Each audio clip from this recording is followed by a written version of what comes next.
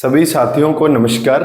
और हिंदी माध्यम के प्यारे बच्चों के लिए, सभी छात्र छात्राओं के लिए प्रभाकर क्लासेस की तरफ से सभी बच्चों को दशहरा और दिवाली के मौके पर एक बहुत अच्छा उपहार दिया जा रहा है, जिसके अंदर हिंदी माध्यम के जितने भी बच्चे हैं, स्पेशली जो 12th क्लास के हैं, उन बच्चों के लिए भौतिक विज्ञान की बोर्ड पैटर्न पे आधारित सभी प्रकार के जितने भी चैप्टर्स हैं उनका विस्तृत अध्ययन के साथ प्रॉपर नोट्स आपके बनाए जाएंगे और हर एक टॉपिक को अच्छे से समझाया जाएगा। हर एक टॉपिक के बारे में विस्तृत अध्ययन होगा।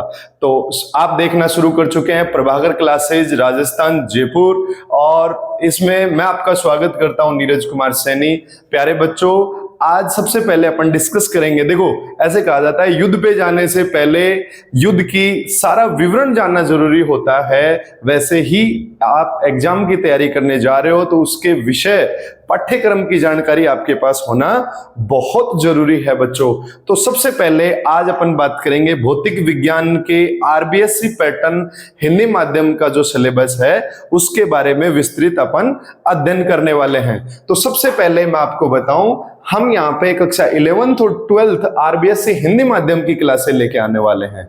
उसमें बच्चों पाठ्यक्रम परिचर्चा करेंगे 12th क्लास भौतिक विज्ञान की। तो सबसे पहले बात करते हैं कि सर पेपर कितने नंबर का होगा।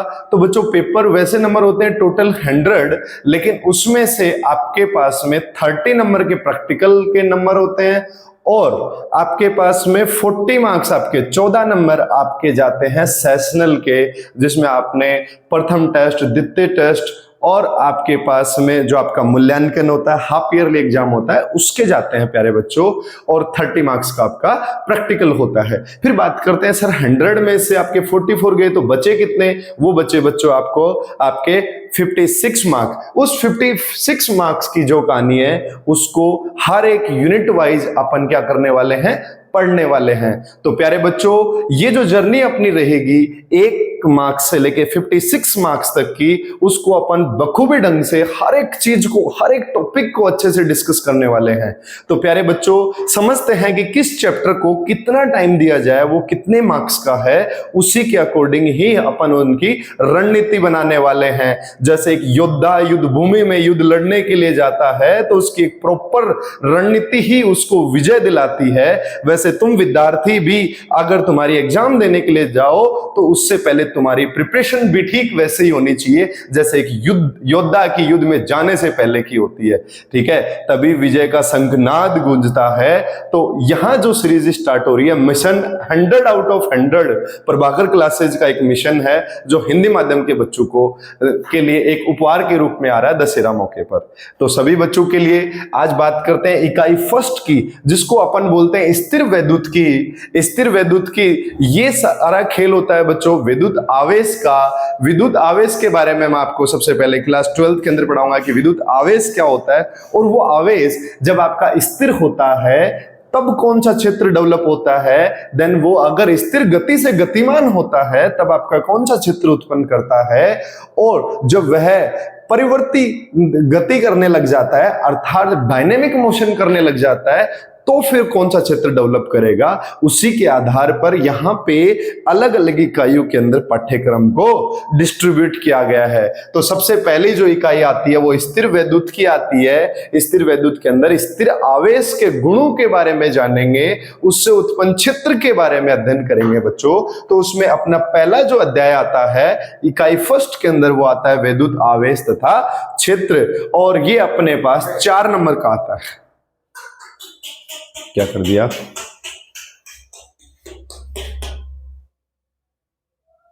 चल तो रहा है,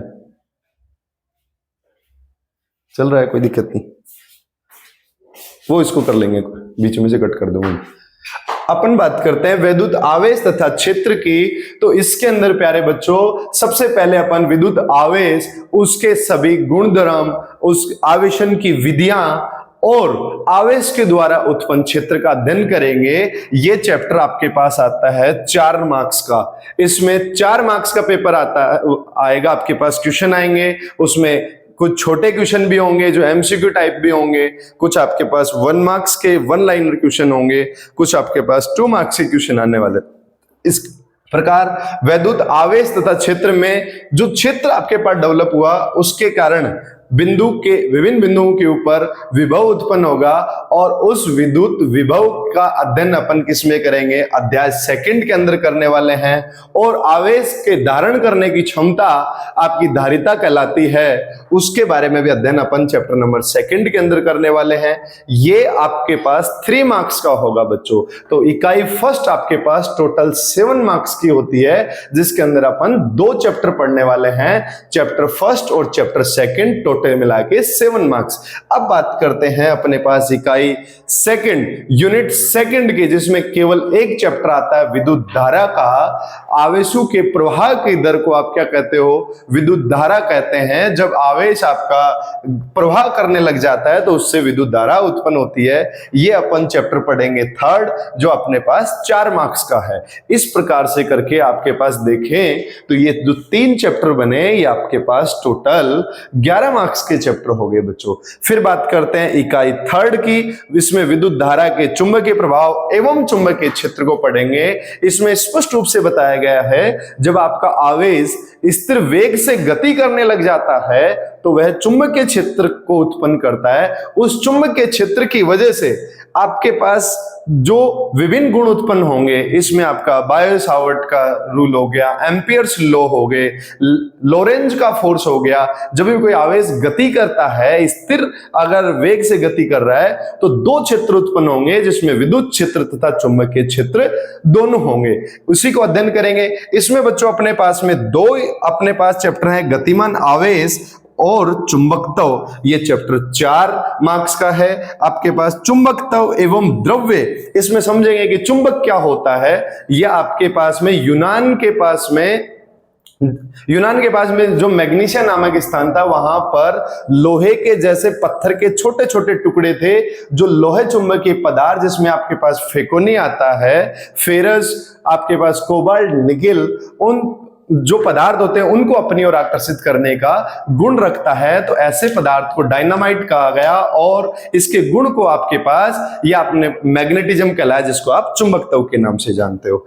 नेक्स्ट अगर मैं बात करूं यूनिट की, ये आपके पास यूनिट है 4, विद्युत चुंबकीय प्रेरण एवं प्रत्यावर्ती धारा। इसमें क्या बताया गया है बच्चों, आपके पास में एक परिपथ है। इस परिपथ के बाजू में जब आप किसी भी कुंडली को रखते हो तो उस विद्युत धारा के कारण उस चुंबकीय कुंडली के फ्लक्स में परिवर्तन हो जाता है, तथा यदि तुम किसी चुंबक को किसी कुंडली के नियर बाई में अगर तुम गति कराते हो तो भी उस कुंडली के फ्लक्स में परिवर्तन हो जाता है। अर्थात विदाउट कांटेक्ट में आए हुए एक चुंबक की गति की वजह, सापेक्षिक गति की वजह से तुम्हारे पास दूसरे परिपथ के अंदर विद्युत धारा उत्पन्न हो जाती है। अर्थात यह आपको बताता है कि चुंबक के क्षेत्र में परिवर्तन करके भी आप विद्युत क्षेत्र को उत्पन्न कर सकते हो। यहां से आपके पास विद्युत क्षेत्र और चुंबकीय क्षेत्र के अंदर जो आपने रिलेशन निकाला था चैप्टर नंबर 4 के अंदर, गतिमान आवेश और चुंबकत्व, इस चैप्टर के अंदर बच्चों आपने भलीभांति तरीके से ओस्टेड के रूल को पढ़ा था कि जब आप किसी विद्युत परिपथ में धारा प्रवाहित करते हो और उसके नियर बाई में जब आप कंपास सुई को रखते हो तो जिस दिशा में आप विद्युत धारा को प्रभावित करते हो उसी दिशा के अंदर कंपास की जो निडल होती है वो आपका विक्षेपित हो जाती है। जब आप धारा के मान को बढ़ाते हो तो विक्षेपण की तीव्रता का मान बढ़ने लग जाता है। जब आप परिपथ में विद्युत धारा की दिशा को परिवर्तित करते हो प्यारे बच्चों, तो उसमें आपके पास कंपास निडल की दिशा, विक्षेपण की दिशा भी बदल जाती है। यहां से स्पष्ट रूप से यह समझ में आया कि कहीं ना कहीं विद्युत क्षेत्र और चुंबकीय क्षेत्र के अंदर आपका एक गहरा संबंध है। उसी बात को फिर समझाया गया था आपके पास चुंबकीय प्रेरण एवं विद्युत धारा की जो यूनिट है इसमें, कि आप किसी भी कुंडली के नियर में अगर आप किसी भी मैग्नेट को सापेक्षिक गति कराते हो तो आपके पास जो परिनालिका ली गई है उसके फ्लक्स में क्या उत्पन्न हो जाएगा, परिवर्तन उत्पन्न हो जाएगा। और यहां से पहले आपने पढ़ा विद्युत धारा के कारण चुंबकीय प्रभाव, अब यहां पे आप पढ़ रहे हो विद्युत क्षेत्र में परिवर्तन करके, तो आप उसका चुंबकीय क्षेत्र में परिवर्तन करके आपके पास विद्युत क्षेत्र को उत्पन्न करना। तो ये दोनों ही के अंदर आपस में एक रिलेशन को बताता है। विद्युत चुंबकीय प्रेरण, ये चैप्टर अपन पढ़ेंगे 4 मार्क्स का। प्रत्यावर्ती धारा, देखो विद्युत धारा 2 प्रकार की होती है, एक होती है एसी और दूसरी होती है डीसी। आपके घरों में जो आती है वो प्रत्यावर्ती धारा आती है, लेकिन जब आप विद्युत लाइन की बात करोगे, जो रेलवे लाइन आती है आपकी, उसमें डीसी करंट फ्लो होती है। बैटरी या सेल से निकलने वाली जो धारा होती है वो भी आपकी डीसी होती है बच्चों।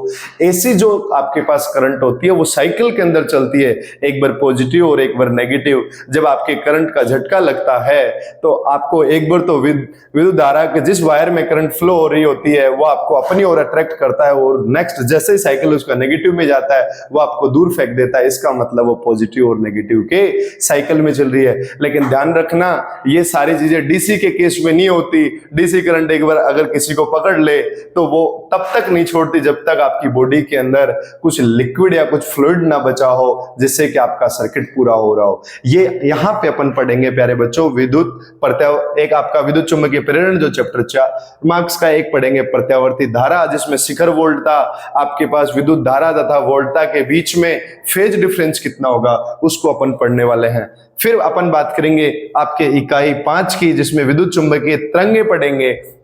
यहां पे अगर मैं देखूं तो आपको मैंने स्पष्ट रूप से बताया था, जब आवेश आपका त्वरित गति करने लग जाता है तो वह विद्युत क्षेत्र तथा चुंबकीय क्षेत्र के साथ साथ विद्युत चुंबकीय विकिरण को भी जन्म देने लग जाता है। तो यहां पे आपका विद्युत चुंबकीय विकिरण उत्पन्न होंगी, उनकी अपनी आवर्ती होगी, उसकी अपनी तरंग दैर्घ्य होगी, उसी फ्रीक्वेंसी और वेवलेंथ के बैंड के आधार पर आपके पास विद्युत चुंबकीय तरंगों को विभिन्न अलग अलग नामों से जाना गया है, जिसके अंदर आपके पास UV rays, gamma rays, X ray किरणें, आपके पास दृश्य प्रकाश तरंगे, रेडियो तरंगे, आप इन सब चीजों के बारे में बारी बारी से अध्ययन करोगे कि इनका आवर्ती स्पेक्ट्रम कितना होता है, इनका तरंग दैर्घ्य स्पेक्ट्रम कितना होता है, आपके फिक्स वेवलेंथ और फिक्स फ्रीक्वेंसी के बैंड होंगे उनको समझेंगे। और इनका अपने पास अगर रेडियो वेव नहीं होती तो क्या आज टेलीकम्युनिकेशन जिस तरीके से मैं पढ़ा रहा हूं और आज आप दूर दराज में बैठे हुए मेरे इस लेक्चर को सुन पा रहे हैं और देख पा रहे हैं, ये चीजें संभव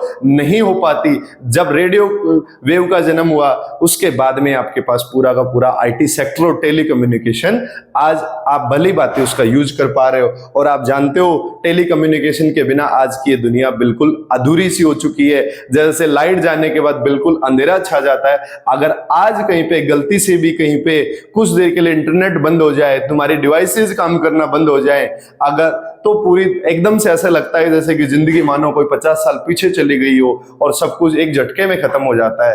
तो उसी चीज का अध्ययन देखेंगे। फिर नेक्स्ट यूनिट है बच्चों आपकी 6th, जिसके अंदर पढ़ेंगे अपन ऑप्टिक्स। ऑप्टिक्स के अंदर प्यारे बच्चों अपन 2 चैप्टर पढ़ने वाले हैं, किरण प्रकाश की और तरंग प्रकाश की। इसमें समझेंगे, पहले मैं आपको बता चुका हूं विद्युत चुंबकीय तरंगे, इसमें ही आपके पास फ्रीक्वेंसी 3800 एंगस्ट्रॉम से लेकर 7600 एंगस्ट्रॉम तक का जो वेवलेंथ बैंड आता है वो आता है आपके पास दृश्य प्रकाश का। और दृश्य प्रकाश के अंदर ही अपन जो प्रकाश पढ़ रहे हैं ये आपको क्या बोलता है, प्रकाश खुद अदृश्य होता है, लेकिन ये हमें किसी भी वस्तुओं को दिखलाई देता है, अपनी आंखों के ऊपर एक सेंसेशन को जन्म देता है कि किसी भी ऑब्जेक्ट के ऊपर जब लाइट पड़ती है तो वो रिफ्लेक्ट होकर अपनी आंखों तक आती है, तो अपने रेटिना पर एक इमेज बनती है जो आपको बताती है कि सामने वाला ऑब्जेक्ट है वो क्या है। ठीक है, इस चीज को अपन पढ़ेंगे। और प्रकाश तुम्हारे 2 तरीके से पढ़ा गया है, एक किरण और एक तरंग में। तो ये यहां पे बेसिकली अपन ज्योमेट्रिकल ऑप्टिक्स को पढ़ते हैं, जिसके अंदर आप प्रकाश का परावर्तन पढ़ते हो, प्रकाश का अपवर्तन पढ़ते हो, प्रकाश का वर्ण विक्षेपण पढ़ते हो, और उसके बाद में नेक्स्ट में आपका प्रकाश तरंगों में आपका व्यतिकरण पढ़ते हो, जिसके अंदर आप अध्यारोपण का सिद्धांत पढ़ोगे, विवर्तन पढ़ोगे। प्यारे बच्चों, ये आपके पास दोनों, ये जो यूनिट है अकेली एक यूनिट 12 नंबर की है प्यारे बच्चों, जिसमें अंदर किरण प्रकाश के आपका 7 नंबर का है और तरंग प्रकाश की 5 नंबर का है। अगर नेक्स्ट में इकाई की बात करूं, इकाई आपके पास 7 है, इसमें पढ़ेंगे डबल नेचर ऑफ लाइट, इसके अंदर रेडिएशन एंड मैटर पढ़ेंगे। इसमें प्रकाश की 2 प्रकार प्रकृति बताई गई है, एक तरंगीय प्रकृति और दूसरी कणीय प्रकृति। तरंगीय प्रकृति के अंदर आपने प्रकाश का परावर्तन, अपवर्तन, विवर्तन, वर्ण विक्षेपण, ये सारी चीजें पढ़ी। लेकिन प्यारे बच्चों, प्रकाश विद्युत प्रभाव, कॉम्पटन प्रभाव, इन सब प्रभावों की व्याख्या आपका तरंग प्रकृति नहीं करती है। उसके बाद में आइंस्टीन ने प्लांक के क्वांटम सिद्धांत का यूज करके और आपको बताया कि किस तरीके से प्रकाश विद्युत प्रभाव हुआ। और जैसे कि आज सोलर पैनल वगैरह, चोर घंटियां नाम सुनी होगी, अलार्म वॉच होती है, ये सारी चीजों का निर्माण हुआ। तो प्लांक ने बताया कि प्रकाश एक तरंग के रूप में ना आकर ऊर्जा के छोटे छोटे पैकेटों और बंडलों के रूप में आता है। उसके एक छोटे बंडल को आपका क्वांटा कहते हैं, जिसकी प्रॉपर एनर्जी आपके पास E बराबर h न्यू होती है। तो उसी के बिहाफ पे आपका प्रकाश विद्युत प्रभाव पढ़ेंगे। और प्रकाश विद्युत प्रभाव के अंदर भी जो आपके पास प्रायोगिक सत्यापन है, उसमें आप देखते हैं कि जो फोटो इलेक्ट्रिक करंट का जन्म होता है उसके ऊपर प्रकाश की आवर्ती का क्या प्रभाव पड़ता है, और उसके ऊपर जब आप विभव में परिवर्तन करते हो उसका क्या इफेक्ट पड़ता है, विभिन्न आवर्तियों के ऊपर निरोधी विभव का क्या इफेक्ट पड़ता है, इन सब चीजों का अपन बारी बारी से इस चैप्टर के अंदर अध्ययन करेंगे। ये आपके पास इस यूनिट 7 के अंदर आपके पास एक ही चैप्टर है, वो है आपके पास 4 मार्क्स का। फिर मैं बात करूं आपके पास यूनिट 8 की, इसको ये बच्चों आपके पास मॉडर्न फिजिक्स के चैप्टर हैं। आपके पास यूनिट आपकी 7 और 8 दोनों ही मॉडर्न फिजिक्स के आती हैं। मॉडर्न फिजिक्स का आपके पास अच्छा खासा पार्ट आता है। ये आपके पास लगभग 11 नंबर का पार्ट आता है, जिसमें 4 मार्क्स का आपके पास ड्यूअल नेचर ऑफ लाइट हो गया, और आपके पास 3 और 4 मार्क्स के 2 चैप्टर हो गए, परमाणु और नाभिक। परमाणु बचपन में पहले आपने बहुत सुना होगा, पदार्थ छोटे छोटे कणों से मिलकर बना होता है जिसको परमाणु कहते हैं। लेकिन जैसे बड़े हुए तो पता लगा अरे परमाणु के अंदर तो नाभिक भी होता है, और नाभिक के अंदर तो प्रोटॉन और न्यूट्रॉन भी होते हैं। तो उन्हीं परमाणु और नाभिक को अपन आपके पास इकाई 8 के अंदर पढ़ेंगे, जो आपके पास चैप्टर 12 और 13 होंगे, जो आपके पास 4 मार्क्स और 3 मार्क्स के होंगे प्यारे बच्चों। अब बात करते हैं अपन नेक्स्ट एंड फाइनल यूनिट की, जो आपके पास आती है 4 मार्क्स की। इसके अंदर अपन पढ़ेंगे आपका इलेक्ट्रॉनिक युक्तियां, जिसके अंदर अपन पढ़ेंगे सेमीकंडक्टर। ये आपने जाना होगा कि पदार्थ बेसिकली देखिए, अगर इलेक्ट्रॉन के प्रवाह के अकॉर्डिंग देखें तो पदार्थ आपके प्रकार से बेसिकली 2 प्रकार का होता है, चालक और कुचालक। लेकिन प्यारे बच्चों अब तुम बड़े हो गए हो तो यहाँ पे बताया जाता है कि पदार्थ आपका 3 प्रकार का होता है, चालक और कुचालक तो आप जानते हो, जिसके अंदर इलेक्ट्रॉन का अच्छा खासा फ्लो हो जाता है, प्रवाह हो जाता है, वो आपका चालक है, और जिसमें नहीं हो पाता वो आपका कुचालक है। लेकिन बच्चों जिसमें कमरे के तापमान पे अगर इलेक्ट्रॉन का प्रवाह नहीं होता, लेकिन जैसे आप टेम्परेचर बढ़ाते हो तो पदार्थ से आपके पास क्या हो जाता है, इलेक्ट्रॉन का प्रवाह होना शुरू हो जाता है, उसको आप अर्धचालक कहते हो। उसी अर्धचालक को पढ़ेंगे। और उसी सेमीकंडक्टर आपके जो 2 टाइप्स के बताए गए हैं, एक तो आपका प्योर होता है जिसको इंट्रिंसिक कहा जाता है, नैज अर्धचालक कहा जाता है। दूसरा इम्प्योर्ड होता है जिसके अंदर आप डोपिंग करवाते हो 13वें और 15वें ब्लॉक की, आप सिलिकॉन और जो जर्मेनियम होता है उसके अंदर एल्यूमिनियम और इधर फास्फोरस की आप डोपिंग करवाते हो। उसकी वजह से आप उसकी चालकता को उसके अंदर किसी में कम होती है तो किसी में ज्यादा होती है। जब आपका पंच संयोजी हो जाता है तो एक इलेक्ट्रॉन मुक्त हो जाता है तो वो इजीली फ्लो कर पाता है। जब आपके पास त्रिसंयोजी हो जाता है तो उसके अंदर एक इलेक्ट्रॉन की कमी हो जाती है, वहां पे आपका होल जन्म लेता है। तो कहीं पे आपके इलेक्ट्रॉन आवेश प्रवाह होते हैं और कहीं पे आपके होल आवेश प्रवाह होते हैं। इन दोनों चीजों को पढ़ेंगे। साथ ही उनसे बनी हुई जो आप डोपिंग कराते हो तो आपके पास संधि का निर्माण होता है, जिसको आप पीएन जंक्शन के नाम से जानते हो। उसी जंक्शन की हेल्प से आप टर्मिनल लगा के आप डायोड बनाते हो, और डायोड के बाद में आप ट्रांजिस्टर का निर्माण करते हो, और उससे उसी डायोड और ट्रांजिस्टर की देन ही है कि आप आज आईसी पढ़ पाते हो। जिस फोन से मैं रिकॉर्डिंग कर रहा हूं, जिस कैमरे से मैं रिकॉर्डिंग कर रहा हूं, उसका एक मदरबोर्ड होता है। वो चिप आज पहले ये चिपें बहुत बड़ी बड़ी हुआ करती थी, ट्यूबलेस होती थी, लेकिन आज इन सेमीकंडक्टर की हेल्प से ही एक छोटी सी डिवाइस के अंदर ही बहुत सारे आपके पास गैजेट्स लगे होते हैं, बहुत सारी डिवाइसेस कनेक्ट होती हैं, और ये अफोर्डेबल होती हैं, लॉन्ग लास्टिंग होती हैं, और मार्केट में इजी अवेलेबल हो जाती हैं। इसको ये अपने पास इसमें एक ही चैप्टर है, वो आपके पास चैप्टर नंबर 4 है। इस तरीके से करके बच्चों अपन ने जो अपने पास थ्योरी पार्ट था उसका 1 नंबर से लेके 56 मार्क्स तक की सारी स्टोरियां अपन देख चुके हैं प्यारे बच्चों। तो ये था अपना 56 मार्क्स करने की जो अपनी जर्नी थी, जिसको आप मेरे साथ रेगुलर बेसिस पे कनेक्ट रहिए। मैं आपको हर एक चैप्टर को बिंदुवत तरीके से हर एक नोट्स बनवा के प्रॉपर अभ्यास क्वेश्चन के साथ में मैं आपको डील करने वाला हूं। तो प्यारे बच्चों, जो प्रभाकर क्लासेस का मिशन है हिंदी माध्यम के बच्चों को 100 आउट ऑफ 100 दिलाने का, मैं भी उसमें आपकी एक कड़ी बनने वाला हूं, और आप सभी बच्चों का एक सारथी बनके आप बच्चों को एग्जाम, वो कहते हैं ना कि कोच की भूमिका तो एग्जाम हॉल से बाहर की होती है, ग्राउंड से बाहर की होती है। मैं आपका वही सारथी, वही कोच बनूंगा, और इस यात्रा में आपको भले ही बात ही हम 100 में से 100 नंबर भौतिक विज्ञान के अंदर दिला के रहेंगे। जय हिंद दोस्तों।